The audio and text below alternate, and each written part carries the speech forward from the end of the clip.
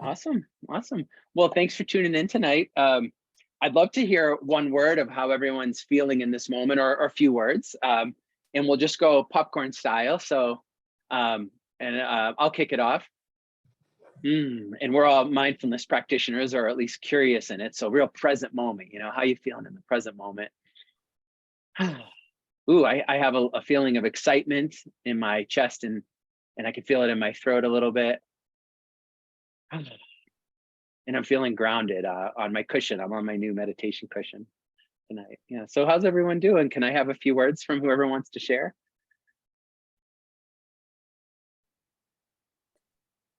I'll share. I'm feeling inspired by you and by what you're doing. And I'm also feeling like a little bit stressed because I have an article coming out, well, about me in Kind of a Living magazine, and I'm trying to proof it, and it's very hard for me to talk about myself. So, Yeah. so I feel a little stressed by that.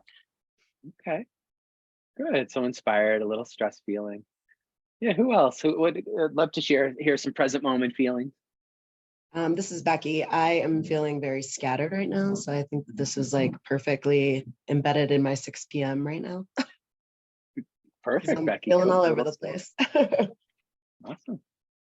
Yeah. And who else wants to jump in? Go ahead. I'm kind of like gonna ditto Cindy. I feel inspired by you, Eric, because I think what you're doing is awesome. And I was excited to join you for this. And I'm sorry I'm gonna have to hop off early, but I'm also stressed conducting a job search right now. So it's definitely not fun. Okay. Yeah. I'm stressed there. Yeah. And Julie, did you want to share how you're feeling tonight? Sure. I'm feeling, I guess, like I've accomplished something. I returned something at Whole Foods from Zappos shoes and had never done that. But I'm enjoying feeling no pain right now, which I sort of have on and off chronic pain. And it's just nice to feel just nothing. At least I'm curious. What is the absence? What does the absence of pain feel like? Like, what's it feel like in the present moment without the pain? It just feels like I can notice other things. Nice. More broad, like awareness than just the pain grabbing you. Right. Awesome, guys. Anyone else left to share? I don't want to leave anyone out. I think, did we get everyone? Just curious. This is Sherry. Just hi. Curious about what you're doing. Because Sage is the one who told me about it. And also stressed because I'm also doing a job search. I have a part-time temporary job, but need a full-time job. Okay. Well, so this is great information you guys are giving me. So stress is a big one, and that feeling of scattered mind. So if you're up for it, I'd love to stand up. If you can't stand up in the car, that's fine. You can still do, so if you're sitting down in the car, I just want you to do a little shaking, like just shake off let's all shake, no matter if you're sitting or standing. And this is from neuroscience. So animals shake after they get out of a stress response to get rid of all the cortisol. So if you're standing, you can jump up and down. If you're sitting, just wiggle, wiggle, wiggle, and close your eyes, and that way no one can see you. Put the hands over the head if you can. Shake the feet. All right, and now if you're standing, you can do this one. We're gonna throw our hands up 3 times like this, with a big inhale through the nose, and then we're gonna be really kind of loud out the mouth and go, ah, on the exhale. So here we go, ready? And then, ah. Ah. 2 more. Ah. This time, hang forward and let it all out. Ah. And let's hang forward for a moment. And if you're in the car and you can't be hanging forward, just tuning into your body and the weight of your body in the seat, starting to get more in your bod. When you're ready, if you are standing, we'll do a little L shape on an inhale. And then let it go. Bend the knees, Let the weight of the head hold you down. Inhale up to an L shape. Let it all out the mouth again. Cool, and then when you're ready, we'll come up to standing and just do a little stretch over the head. And then just put your arms by your side. And whether you're standing or sitting, just feeling the difference, even just after 1 minute of moving some cortisol out of the body. Let the belly hang out and down. Feel the four corners of the feet. Maybe inhale the shoulders up and then drop them. Bend the knees a tiny bit. And let's just do 3 breaths together. Whether you're sitting or standing, doesn't matter. Inhale through the nose, and then we're going to hold at the top. Audible exhale at the mouth. Inhale through the nose. Hold at the top. And really let it out the mouth on the exhale. One more, big inhale. Hold a little longer. And this time, like you're hitting the couch after a real busy day.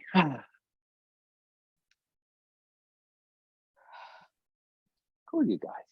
And if you're standing, we come to seated.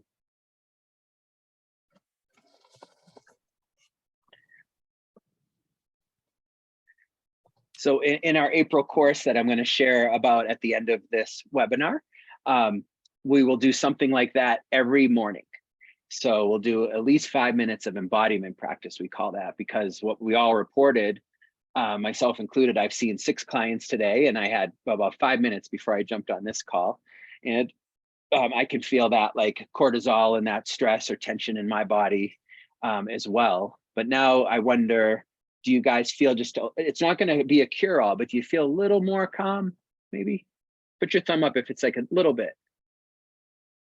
Cool, good job. See, that's all we want is just little tweaks, right? We don't, in the States, we expect like some of us think like a pill will fix everything, or like, I want the fix and I want it now, right? But in these practices, it's a little more gradual. So say we were at like a 6 of stress feeling, and now maybe we're at a 4 or a 3, like that's awesome, right? With 1 minute of practice. Yeah. So I called this moving from stuck to free because I think with our check-in tonight, we can all feel how sometimes we do get stuck in our stress response or the busyness of our culture. And freedom here is just being able to exhale and to be more present in our lives. So that's the goal of tonight, is to share some little quick tips on how to move from stuck to free. And this is a great quote that I found out there on the internet. The chaos doesn't end, you kind of just become the calm. And I chose this one because as a therapist, I see it all the time. Most people want their lives to calm down when they feel stressed. They want all the pieces to come together. Like, say it's the job search, like someone shared, there is that feeling of like, oh, I got to get this job and then I'll feel calm. It's like, I think the whole point of tonight's webinar will be to have both. Like eventually, of course, we'll get the job or we'll do life, but we'll also be peaceful and okay as we do life. So it's kind of like a good news thing. We can have both, which is great. I think we can have centeredness and presence and rock out our lives too. Because in this country, it seems like we've been taught mostly the latter, just grind and push and try to figure out, and then you'll be happy. But I believe we can have both. So, and the chaos doesn't end. Life's always going to be changing and shifting. You just kind of become the calm. And I love the way that she worded that. That who we really are is actually calm and centered, no matter what's going on out there. We just have to learn to stop attaching to all the changing things out there, so we can come home to the present moment more. So that's what tonight's all about. A little about me, and the only reason I share this is just because if you choose to come on this journey with us in April for our 30-day online challenge together, I just want you to know you're in good hands. I've struggled my whole life with anxiety. I've been born into a culture that taught me busyness is where it's at.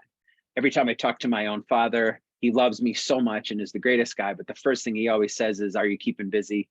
And it's so funny that that's the culture we grew up in, right? It's all about busyness and um, moving fast and getting stuff done and production, and it's almost like a badge of honor in our culture.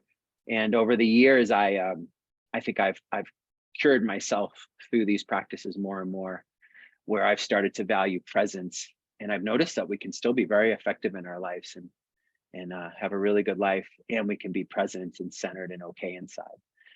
So I think that's the biggest thing I'd love to share with the group here, is kind of that trajectory, of to more peace and still having a wonderfully fulfilling life.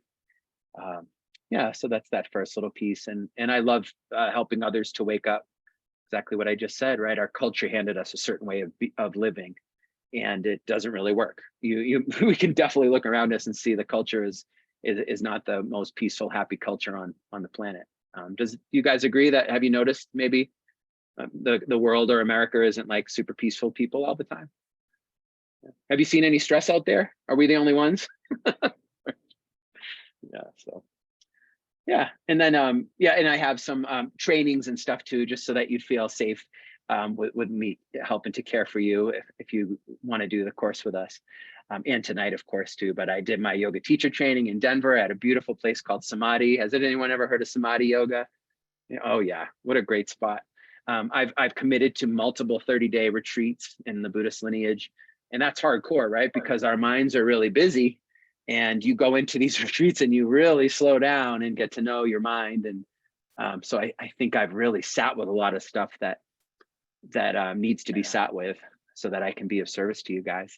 And I practice daily, and I continue to study with lineage masters in the yogic and the Buddhist traditions. And I got to intern at the Neurosculpting Institute, which was really cool in Denver, because that's why I love helping us to get in our bodies like we did tonight. But enough about me there. And if you don't mind muting for this part, that'd be great. But then unmute if you have a question or you want to jump in. And I'm just moving my little thing out of the way here. Yeah, and I already teased you guys about this a little. At the end, I'm going to share about our 30-day experience coming up in just like a few days for the month of April. And we're going to sit together every day for 30 days as the goal. And we're going to give you so much love and attention, and so that you'll be able to go from being really caught sometimes by the world around us and being on the roller coaster, to getting off the roller coaster and being okay, and having what Buddhists call equanimity. Like you're calm, cool, and collected no matter what's going on. And life tends to go a lot better that way. And if you decide to do the course, you'll have more ease, peace, and presence. That's my hope for you guys. Cool. Any questions tonight so far, or anything you want to check in around before we move forward? Eric, I just joined by phone so I can keep listening. Oh, cool. Awesome. Thank you. I just did it, but I don't know, there's a typo, so it's instead of sage, safe. So I guess I'm safe, but whatever. Oh, Sage is safe. Good. Glad. I don't know, typo. Right. Cool. Well, awesome. Well, so tonight I want to just share 3 really good nuggets. I've been at this a long time, as I mentioned. I've collected all this information and all these practices for about 30 years now. And I'd say these are the big 3 that feel most important to share when we have such little time together. So 3 important life secrets I want to share tonight. First is learn to stop taking your thoughts and feelings so seriously and set yourself free. That's a big one. They're all big ones. Accept the often dissatisfactory nature of life to live in peace. And that's a tough one for Westerners sometimes, but we'll get into why that's so important, to accept that sometimes life is tough and doesn't work out the way we want it. And there's actually a totally different way to live it that will bring you the peace you want. But first, we have to acknowledge that sometimes things don't always go away, which I'm sure you've noticed. And then the third one is we're going to learn to break free from our unconscious patterns and live a life of presence. So that'll be nice. Cool. Just gonna minimize this thingy. All right. So the first one, learn to stop taking your thoughts and feelings so seriously and set yourself free. All right, so I just want to give you like three little nuggets here that fall under this big one here. First, I want to give you an analogy because it seems like the best way to learn this stuff is by an analogy. So in everyday life, what can happen to us without training in the Buddhist or yogic traditions or any kind of mindfulness practice is all of a sudden we just find ourselves anxious, or we find ourselves angry, or we find ourselves stressed, and we're fully identified with it. It's like, I am anxious, say, right? What we want to do is start to back up from our experience. That's the whole trick here, is we got to get off that roller coaster of the up and down of life, because life's going to keep throwing stuff at us. Everything's changing, jobs change, relationships, everything, right, is always shifting. There's really not a lot of stability out there in the external. So you don't want to be on that crazy roller coaster, right? We want you to back up. So what we're talking about here, though, is more internally in your mind. So imagine that you are you're on the edge of a riverbank, and there's a river, and it's real bumpy, and it's like a class 5 rapid, and those are your thoughts and feelings, and they're in the river, right? Now we're usually in the river with our thoughts and feelings, so we take them so seriously. We're up and down emotionally. But imagine if you learn to sit on the edge of the riverbank, and it's like 70 degrees, it's beautiful out. You're on some nice grass, nice cushion, and you're just sitting there, and you learn to let the thoughts and feelings just float on down that river. And then what's going to happen sometimes is you're going to get pulled into the river. Of course, you're going to get hooked, pulled back in, and you're going to believe them, and that's going to cause you all this stress. So then you just get back out and you sit on the edge of the riverbank and just watch those thoughts and feelings go by. So this is probably, I think, the easiest way to describe mindfulness. So mindfulness is a big buzzword in our culture, but a big part of mindfulness is just backing up and allowing the thoughts and feelings to go by. And just a quick definition of mindfulness for our short time together tonight is mindfulness is present moment awareness. So it's not about thinking about the past or the future, because that causes, actually overthinking the past can cause sadness and depression sometimes. Overthinking the future can cause anxiety and stress. So we want to be right here, right now. That's the main thing. Present moment awareness with non-judgment. So if you tune into your inner experience and there's some uncomfortable feelings, we have to, we don't judge them. We don't need to change them. We just notice. And then the last part is lots of self-compassion, because when we start to tune in and slow down, like we noted tonight, it's pretty uncomfortable in there sometimes. So we want to learn to love ourselves and be calm, be kind to ourselves. Yeah. So another quick analogy is if you want to, say you're in a crowded marketplace, and it's like a bazaar, somewhere, and there's all these different people selling herbs and spices and this wild thing. And there's a pickpocket, they say, in there. And it's your job to find the pickpocket. Don't you think it would be hard? Raise your hand if you think it would be hard to find the thief in the market if you're in it, right? So what we do, though, you're so smart. You see on the edge of this area, there's a big tower that you can climb up, and you can look down on the crowd. Would you guys agree that it'd be easier then to find the pickpocket? Yeah, cool. So that's another analogy for how genius it is to really back up from our own thoughts and feelings, because then you can kind of see what's going on and deal with your thoughts and feelings versus being so close to them that they overwhelm us. And then the last little point here is water off a duck's back. I just love these analogies. They're so common and helpful in Buddhism. But what we want to become like, the goal here of meditation, and I'm sure a lot of you already have some of you have a range of experience, I'm sure. Some are very experienced, some are new to mindfulness. But as you practice more, what we want is for it to be like water off a duck's back. So when you see a duck come up out of the water, all the little water just goes right off it, right? That's how we want to be when we have our thoughts and feelings or a situation in life that is tough. We want to be able to let it go easily. I think another analogy that's not as nature-based is a Teflon pan. It's like when you're well practiced, you can deal with so much without losing your steadiness. And that's actually important, because then we can love other people better. We can love ourselves better if we're not all caught up in our own stuff. Yeah. So any reflections or questions about mindfulness or how to stop taking your thoughts so seriously? And I went to, no, there you go. It sounds easy, but it's not so easy. You Yeah. you make it sound easy, but it's not so easy, right? Like when you're in it by yourself, it's not so easy. Oh, you're so right. I everyone agree. It's hard. That's one of the number one sayings in the Buddhist path is it's simple, but it's not easy. So I did right. I just laid it out like this. It really is as simple as when we get more into this, mainly when you meditate, one of the starting practices I bet you guys know of is just watching the breath. And you just watch the breath rise and fall. Then a thought comes, right? And it really as simple as is saying, oh, I'm thinking and coming back to the breath. Like that's literally how the main instruction I've been working with for almost 30 years now. I have other practices, but that's the main one. And it's still hard, of course. Yeah. Yeah. And does anyone know Pema Chodron at all? Her work? Oh yeah, I love Pema Chodron. She's this Buddhist nun. She was a student of Trungpa Rinpoche, who started Naropa University, where I went to school. But one of the main terms from Buddhism she shares is Shempa. And what Shempa is that our thoughts aren't just thoughts. They actually have like a resonance to them, like a feeling. Like certain thoughts really get you revved up inside. And that's why it's so difficult, I think. Is that kind of what you're pointing towards a little? Like when you get revved up by the thoughts, how hard it is to just let them go? Was that what you meant, Sage? Or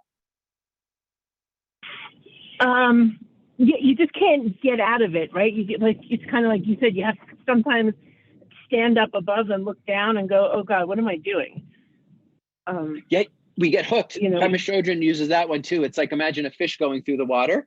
Everything's fine. He's having a great day, but he sees a little lure there, and it looks shiny and sexy, right? And he bites that lure. That's like us with our thoughts, right? We kind of get stuck, right, in those patterns of thinking, and it really is hard to get free of it, isn't it? Yep. Yeah. But it is possible and doable, and that's why Sangha is so important. We'll get to that in a minute, but that's a community of people who meditate together, which is what we're all about here. So cool. Okay, number 2, accepting the dissatisfactory nature of life to find peace. So this one is about, has anyone ever heard from Buddhism? They one of the things is life is suffering. Anyone hear that there's suffering? It's a rough translation though, so I just want to start by saying that, like, because some people get bummed out. They're like, oh, that doesn't sound like a very fun belief system, like life is suffering. But where the word comes from is the word dukkha.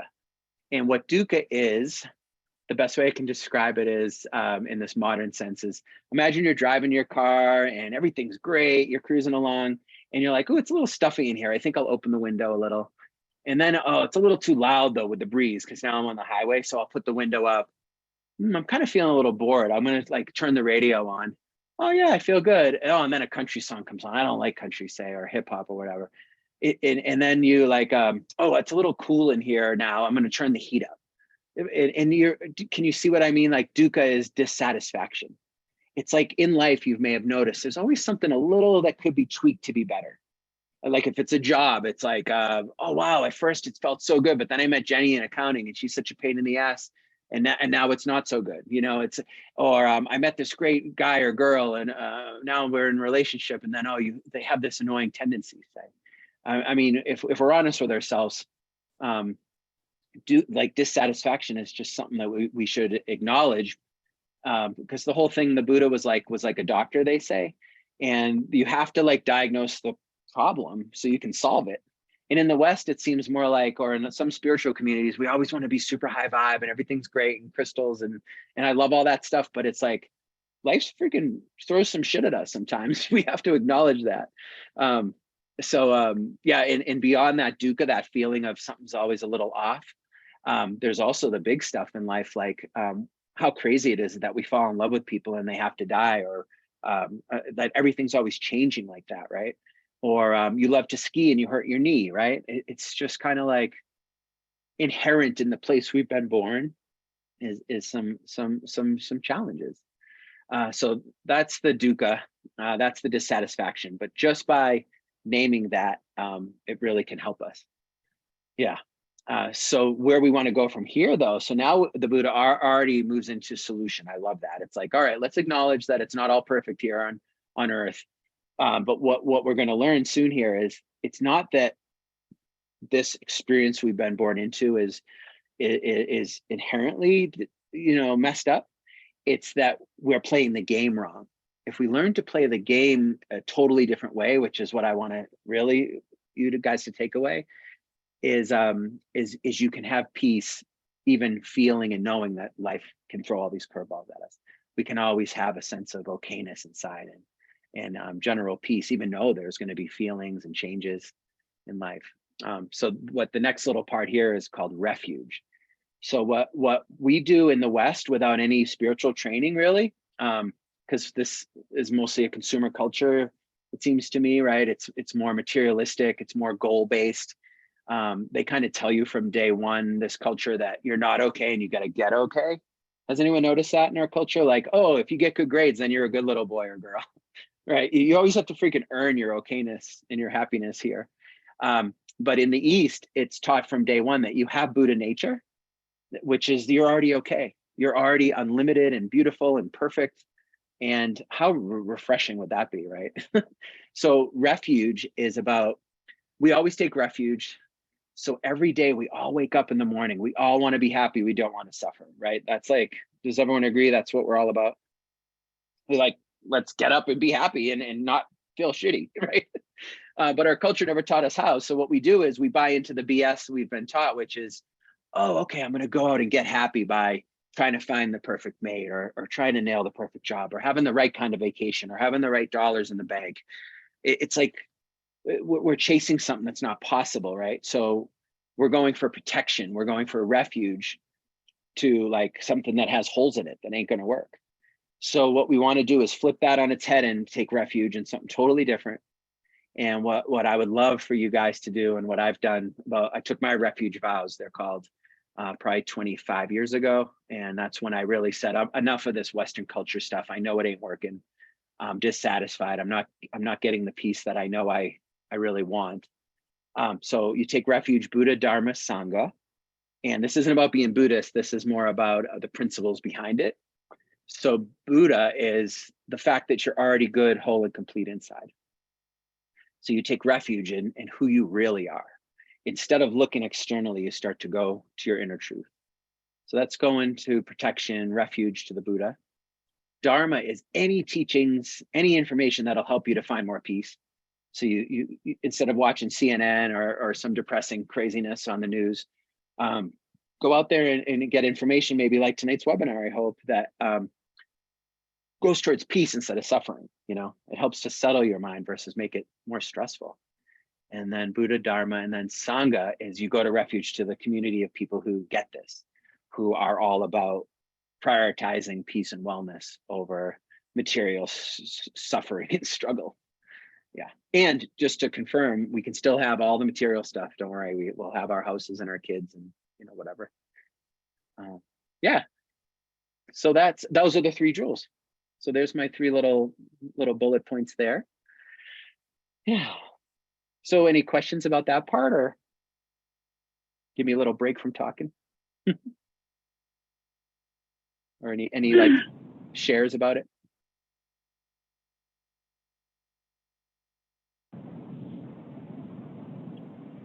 I heard a nice inhale or an exhale from Sage.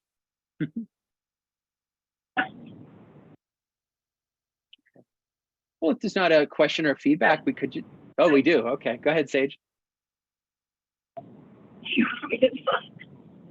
No, I mean, my brain, I'm just kind of like absorbing what you're saying.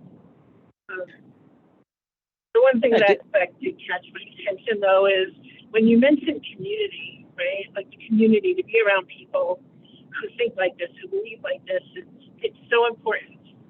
I mean, when we had the weekend in September, and I went, I've seen Patrick, it made me so happy.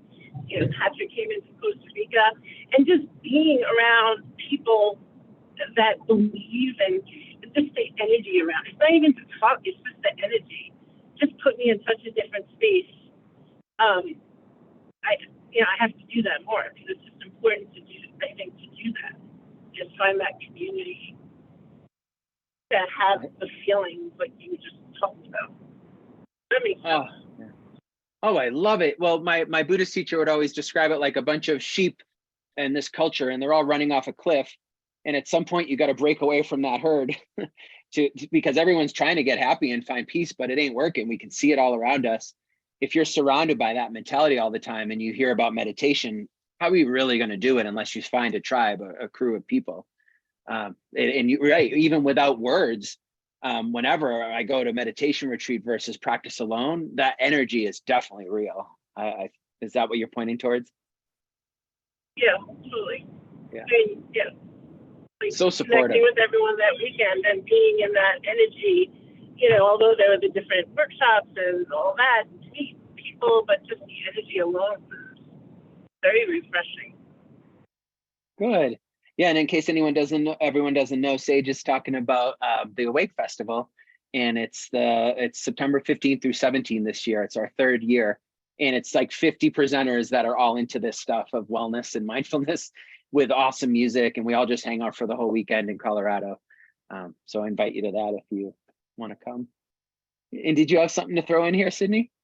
Yeah, it sort of came up for me before when you were talking about peace. When if I start a meditation class at all, I always ask people what are their intentions, in the beginning. And 9 out of 10 people will say, I want to be at peace all the time. And usually I'm like, and I am from New Jersey originally. So I'm like, well, good luck with that. Because, yeah, me too. But what I have found over the years that I've been practicing mindfulness and yoga and other things as well, and is that we can be at peace with not being at peace. And that's like really, and we can see that what's not at peace is in here versus out there, right? So I can be at peace and with my own impatience standing on the grocery store line. And it's actually not that the world is against me, that somehow I have bad luck, I always pick the longest line. It's just like, it's amusing. Like, oh, look at this, impatience. And then I can get to peace because I see that all of the blocks to it are in here, not out here, for the most part, the most part. Oh, So like being okay with not okay, kind of. Being okay with not okay, because sometimes things aren't okay, Just had a conversation with a friend today who found out she had breast cancer. And yeah, that's not okay. But what we were talking about was, how do we be okay with the treatment plan? And how do we be okay with the process? And how do we be okay with it sucks? Yeah, right. And those are really subtle but important distinctions. I think. Yeah. So I just want to throw that in. Yes, thank you.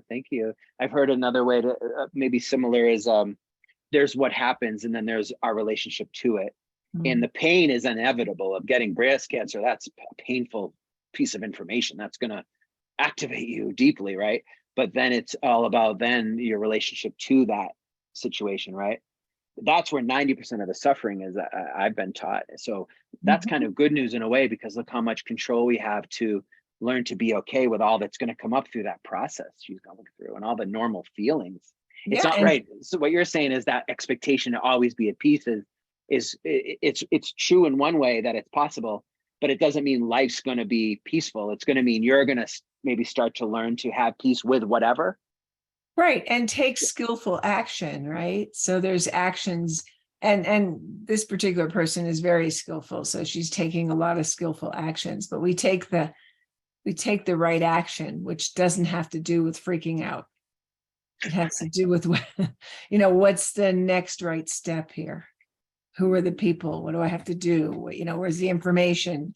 With a sense of a rightness, I guess, okayness. I think you used that before, that okayness thing. So, yeah. Very cool. Thank you. Yeah, and then I see another hand up. This is great. Thanks for engaging, guys. Go ahead, Julie.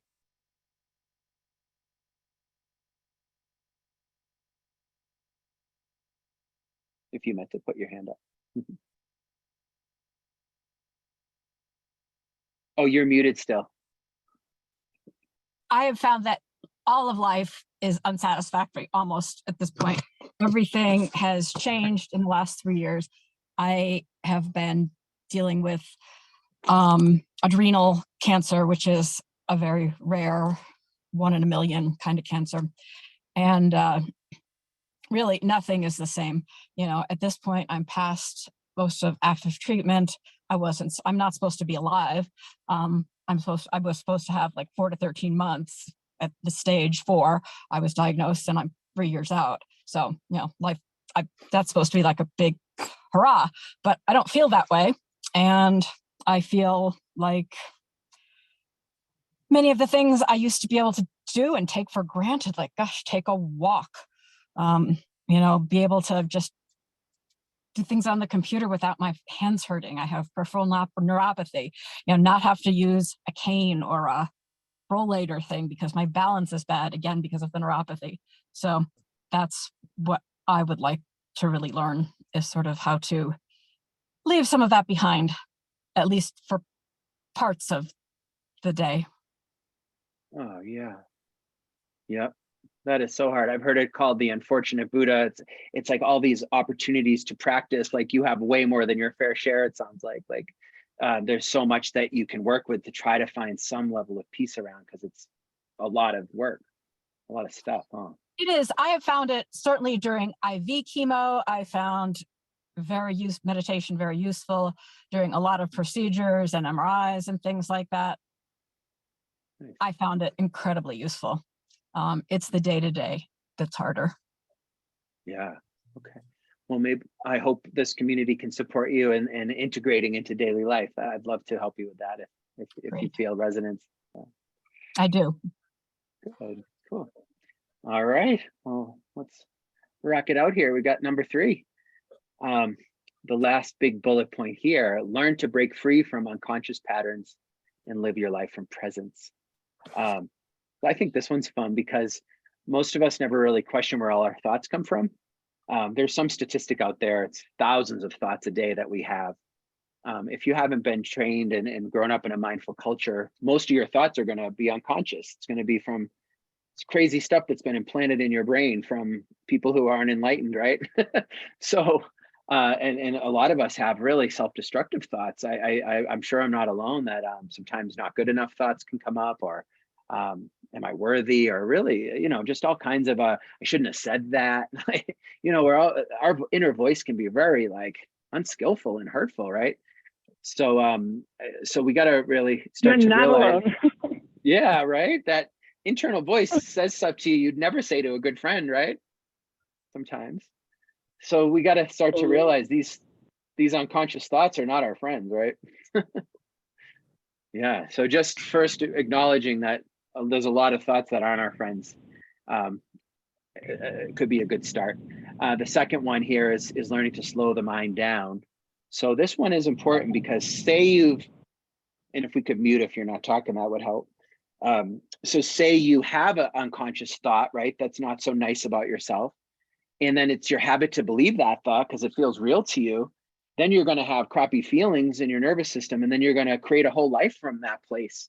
That's just how it works. It's like thought, speech, action, life, right? So we better start to learn how to slow the mind down, because if the mind's moving like this, and I think someone in the check-in tonight was like, my mind's all over the place, and that's the norm. That's what it is. And mind moves really fast to the point where you don't even think you have a choice probably without a practice, right? It's just like, I think I shouldn't have said that. Now I feel guilt, and now I'm going to act this way. And next thing you know, you're building a life like that. So meditation will help us to slow it all down. And what we might start to see is there's actually little spaces between thoughts actually sometimes. And you'll actually start to see, and some of you probably of course already know this, that have more practice, you actually have choices. And you can actually start to question that, is that thought really constructive? Is that really true? And then you can choose to have a new thought. How cool is that, right? So I feel like those two really go together. It's like, let's acknowledge a lot of these thoughts aren't serving us. So maybe we want to stop believing them and slow the mind down and give ourselves a choice to have a more conscious thought. And my favorite part about that, so in therapy, they call that kind of cognitive behavioral therapy. It's like all thoughts are subjectively true, not objectively true. So why not choose a thought that leads to a peaceful, better outcome? But I love going way deeper than that with the Buddhist practice and yoga, is there is a choice too, to just let the thought come up, and maybe it seems to stay for a moment, and then let it go on down that river. And that's called non-attachment. The thoughts can arise and they can go, but without training, you get hooked, and then the feelings come and you get all screwed up in there, right? And next thing you know, that's what Buddhists call suffering. You're kind of stuck. And that's why this whole thing is called Stuck to Free. Yeah. I tend to talk fast and get excited about this, ironically, when it's about slowing down. But I just love this stuff. Any feedback or questions about that little chunk? My mind never stops. Someone said, yeah, Sherry said. Ooh, wow. And Sydney gave us a fact, 60 to 70,000 unconscious thoughts. And without a training, I imagine 80% could be negative, 95% of those like ones we know, right? Like repetitive. Oh, Yeah, I same just old happened to look stories. that up a couple of weeks ago for a class I was teaching. So it's not like I am brilliant. I literally just looked that up like last week or something. I was like, oh my God, that's unbelievable. Yeah. Wow. It makes the practice even more like important. Cool. Yeah. Well, I think to celebrate this next slide, let's just take 3 breaths together. We'll just inhale through the nose, hold at the top. Exhale at the mouth. Another one.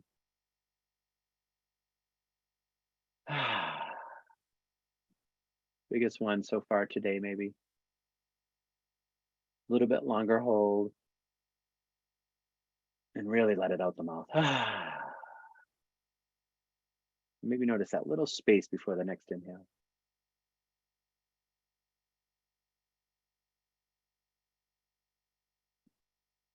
Awesome. Nice work, you guys. So this is my little story.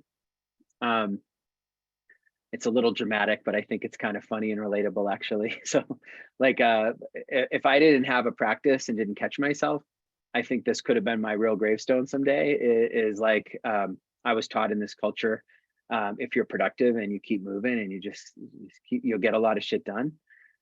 That's somehow success, right? And total BS, total BS. So I guess, oh, I know what this story is, right? I told it on the last one too, but I think it's a good one. There was one morning where a long time ago, my son was like 6 or 8 years old, and he had a little buddy over for a sleepover. And the next morning for breakfast, I was really hustling to clean the kitchen and make breakfast and moving really quickly. And my son's friend said to him, "What's wrong with your dad? He's really stressed," or something like that. And my son said, "Oh, that's just how my dad is." And that was my moment of like, that was my huge wake up call, because I was like, really? Like, and the funny thing was, it was a Sunday morning and there was no reason to be rushing. We had the whole day to relax, and I could have been so much more present with my son in that moment. I mean, what a beautiful moment, right? He had his little buddy over, we're just cooking, listening to music maybe. And I was missing it, by that like stuck busyness, that fast pace of our culture. So that's really when I think I got serious about this path, and the goal from there, and now that I want to share with everyone that chooses to be part of the community here, is we want to become human beings again instead of human doings. So that's why I just wanted to do a few breaths with you guys too, because I'm still addicted to trying to fit as much as I can in, say, for this hour we have, right? I want to get it in. I can feel how I'm still so addicted to that, and how actually like one more breath of silence is probably way more valuable.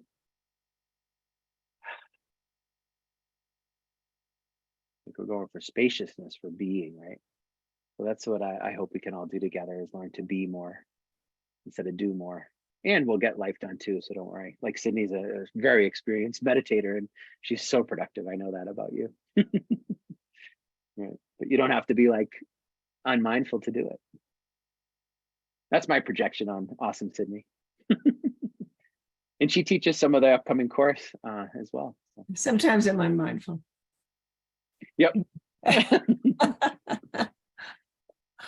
For sure. Cool. So yeah. Awesome. Well, let's jump into the course. So I hope I gave you some value just now and a little peek into the most juicy parts that I really want to share. And in 30 days, obviously, you're going to get so much more. And there's actually 7 guest teachers in the course. So you won't just, have me the whole time. You're going to have 8 teachers total. How cool is that, right? And Sydney's one of them. And then we have a bunch of other great meditation teachers. And so welcome to the course.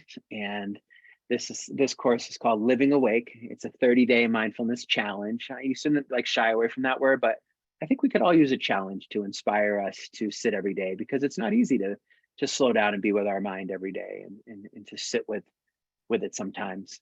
Although once you start, it can become pretty lovely, I think, once you sit more. Yeah, so let's see, what did I want to share with you? And I'm not going to bore you with too many details here. But what I want you to really take away from this call is that if you commit to the course, what the outcome would be for you is a calmer nervous system for sure. And we all reported some levels of stress tonight, pretty much across the board. And that's because our nervous systems in this culture get really revved up. And we're going to learn to settle that nervous system.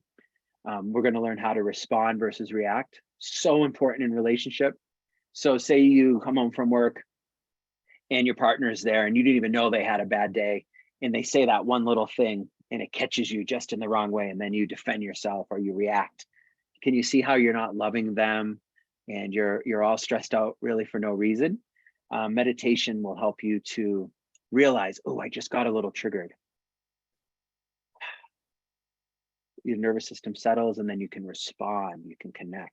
And that's going to lead you to a very connected, much better quality of life and better relationships too, which is important. And that's the third is improved connections for sure. And then in addition to we're going to meditate together every day. But another big part besides the mindfulness around our minds and our bodies, we're actually going to also bring in mindfulness around food, substances and media that we put in our minds. So we could even make a commitment to what you guys want to do to maybe put in better media into your mind and choose to eat foods that are more supportive to your practice. And I'm going to commit to taking a break from alcohol for the month. And there could be other promises we want to make together that just serve our practice. You'll of course sleep better if your nervous system is calm, and meditate even when you don't want to. That's I don't know if that's a benefit. Yeah, that's a benefit that you'll take away is because if sometimes we get caught up in that wheel of life, like a hamster on the wheel, and it can be kind of addictive to keep just trying and pushing. But there's a few tricks where you can finally just stop yourself and come into presence, and then you'll actually want to sit more. But we got to break that momentum, so you'll learn that too. Yeah. And then here's just a super quick overview. Week 1, we're going to learn to move from stuck to free, how to free your mind. That sounds nice, right? We're going to learn to manage your feelings much better, because feelings are very intense sometimes. And we're going to help you to learn how to be with them. And if you can attend to them, kind of like I always put it like an upset toddler who's coming to you for attention and needs your love. And you're like, you would never say, go away, right? That's what we do to our feelings though, isn't it? Like, oh, I don't want to feel you. This is uncomfortable. We're going to teach you to actually go towards them and attend. And that's huge to comfort yourself more and have more peace. Week 3, we'll learn how to get out of monkey mind, which most of us pointed to tonight, that sensation where the mind is always getting pulled. We're going to teach you how to come home to right here. And then we'll wrap it up on week 4 with we're going to learn how to stop living life pre-programmed, meaning like Sydney pointed out, all these pre-programmed thoughts and stuff we've received from our culture. We're kind of living on remote control sometimes, right? Reacting to our feelings and thoughts. We're going to learn how to come home to presence. And then my favorite part, I hope this is an outcome for everyone. I'm going to give you everything I have to get us there, is to help you to get through all that muck and busyness of the mind and to learn to let it settle just enough so you might start to get some peaks of the fact that we have an inner wisdom that we've lost touch with. So many of us are so stuck up here in our heads above the neck. But if we come home, the Christians call it the small, still voice within. And what we'll learn is there's actually guidance, inner guidance. It's kind of like the trees, right? In nature, they don't have to think what to do next. They don't not like in the spring, like, oh, now it's time to grow some leaves. Should I grow leaves? Are these leaves good enough? Right? They're not cursed with thinking. They just know what to do. And we do too, though. So that's like, I really hope we can share that with you by the end. And just the structure of the course seems really important to share, just so you know what you're getting into if you want to do the course in April. So every day we'll meditate together for 30 minutes, 8 a.m. Don't worry, you're not sitting the whole time. If that sounds long, we're going to do some nice movement, and we're going to have a community check-in, mostly guided. So we'll tell you exactly what to do. You'll have an accountability partner. So at the end of each day, you can check in with them and say, I meditated, yay, let's celebrate. And we're going to have an opening meeting to really set our goals together, because that feels important to like say it out loud, like we're going to do this together. So, yeah. We're going to have a weekly meeting, which I just told you what those are going to be about. I'm going to email you every day, which won't be a pain in the butt. I hope it's going to be inspiring and real simple, just like a nice quote. And also all the meditations are recorded. So we'll share those with you as well. So if you can't catch them all, don't stress, because most people can't catch 8 a.m. every day for a month. I get it. And then I'm going to be available to you with text, and I'm going to ask my meditation guides too, if they want to take a little, well, they can support you in the online Facebook group, actually, is where you'll connect with them, and you can text me with questions. We're going to give you tons of reading materials and awesome videos to watch that's Dharma, right? That's more teachings to help you. And yeah, the Facebook group will be an awesome place to connect. And you can have this stuff for the rest of your life. If you're part of the course, you can watch the recordings anytime you want, and download all the stuff that's in there. And then I figured, why should you take my word for it? I'm going to give you my best, though. I promise you that. But I just think this was, I got some great feedback from some people that I've worked with over the years. And I'm just going to look at one and give you a little success story. Yeah, so Amber, I just love Amber. She was one of my favorite clients. She's a young law student, and she gave me her permission to share her story. She went out into the world as a graduate, and she saw that most of the law world is high stress, burnout, all about as much money as you can make, and really disillusioned. And by sharing mindfulness with her and practices, Amber definitely learned to tune into her heart more and to let her more soul and her spirit guide her. And by the end of our work together, she chose a different type of law firm where people valued life over money. And now she's very successful in both. She has beautiful, more peace of mind, a nice lifestyle. And I think that's just something to celebrate, because without mindfulness, she could have continued to really hurt herself in that culture that just eats you up and spits you out. And so that's just one to share these success stories. Lots of smiles, right? Yeah. Oh yeah, No, I added. that's correct. We need to talk after. All right, great. I'm in. We need to talk. I need to reach. We need to talk. Great. I'm in. We'll stop the recording and we'll check in for a minute. And then these are your guides on the path. There's beautiful Sydney right there. And we actually added 2 more since this slide was put in here. But I mean, look at these beautiful faces. These guys are going to take great care of you every morning for the guided meditation. And I'm going to guide some too, of course. So this is the part where I hope you're feeling inspired to sign your life away and come on into the course, and really get the support that you need to have way more peace in your life and to reduce all that unnecessary suffering. And this is Buddhist stuff, so I'm doing it by donation. So there's really no obstacle here that I'm seeing. The suggested donation is, I mean, for one therapy session, I'm $150, for example. You're getting a whole month of love and support from this amazing community. And if what you can donate is $108, that's great. And up to as much as you feel is good.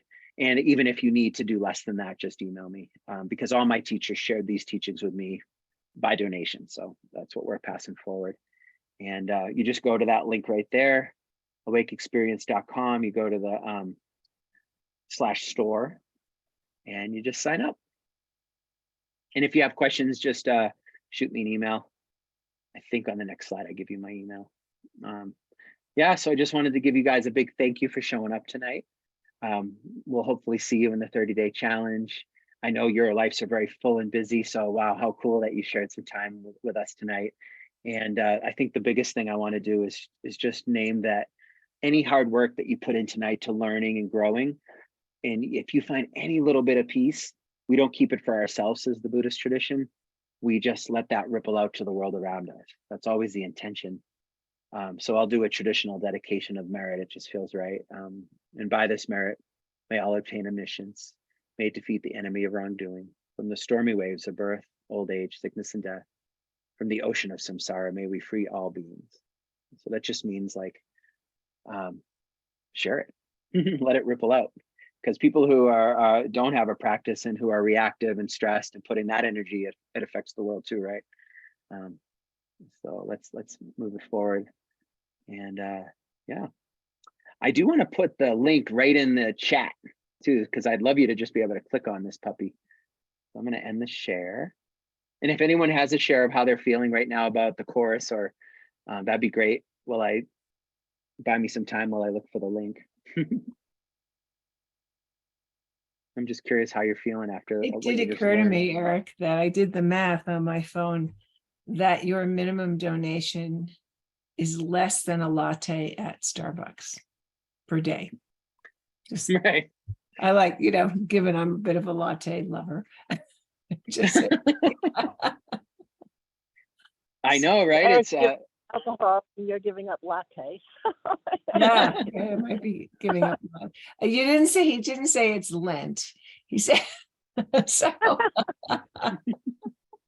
Hey, Eric, if you can email the link, because I can't get into the chat unless Sherry sends it to me. So. Oh, totally. Well, there's already an auto email set up because I'm getting really cool with my leg systems.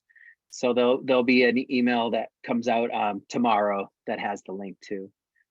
But for the few people that are still here, go into the chat. Yeah, I'd be psyched too. At least one person signs up tonight, because I always look after it. I get all excited. But cool, you guys. So any last questions or?